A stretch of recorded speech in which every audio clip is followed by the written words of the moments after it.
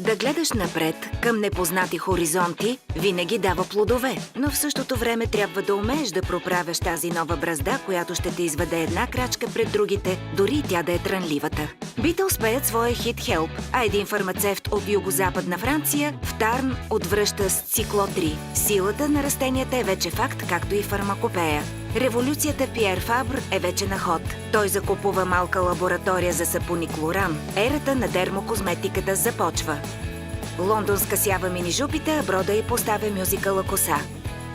В малкото градче Кастър Пиер Фабр лансира шампуана Клоран, който си остава бестселър и 50 години по-късно.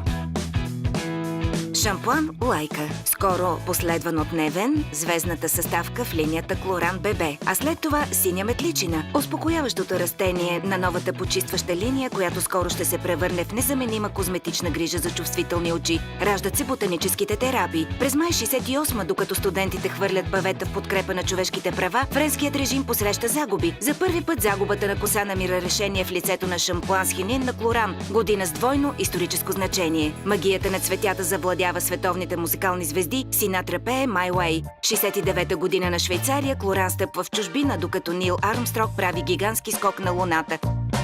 През 70-те Испания и Португалия посрещат шампуаните Клоран и за първи път една от най-значимите иновации – подписът на марката, който е предпочитан избор на всеки стилист и фризьор, както и тайната на перфектната прическа на Карл Лагерфелд – сухият шампуан на Клоран.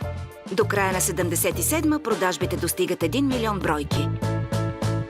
80-те години на лустросаната красота. Мадона показва бельо, моделите демонстрират ново поведение, жените правят каквото им харесва, когато им харесва, мият косите си колкото пожелаят, без да нарушават баланса на кожата. За цялото семейство шампуанът с мляко от овес представя ново поколение грижа за коса в емоционално измерение, чистота, деликатност и натуралност.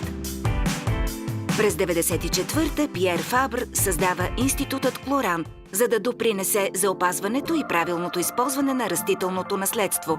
Да подсигури биоразнообразието, Клоран е отново пионер. 1 франк бива събиран при всяка покупка на шампуан. Де-факто клиентите на Клоран се превръщат в активисти на зелено. 1995 е годината на неоспорим бестселър. Емблематичният сух шампуан с мляко от овес. Продажбите се изстрелват в небесата. Най-после настъпва третото хилядолетие. Технологии 3D поколение YZ.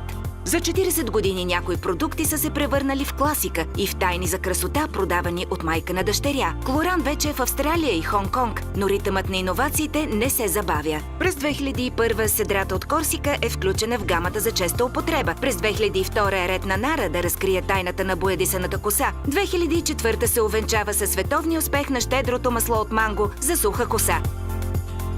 През 2009-та лансирането на култовия продукт за майки и татковци с мълчугани, почистващата вода на Клоран ББ. Марката продължава да се разраства.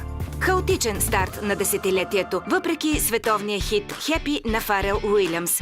В един сложен свят, в който всичко се развива светкавично, Институтът Клоран решава да вземе участие в Великата зелена стена в подкрепа срещу обезлесяването на границите на пустинята в Африка. Проект признат от ЮНЕСКО. Ботанистите на Клоран извличат ценните свойства на пустинната форма, символ на абсолютната устойчивост, за да създадат нова линия за суха, увредена и късаща се коса. Терапиите придобиват все по-профилирани лица, все повече иновативни жестове. Прецизната ботаника изплува на повърхността. 50 години, 2 поколения от жени и мъже, една красива история, ценни и прецизни жестове.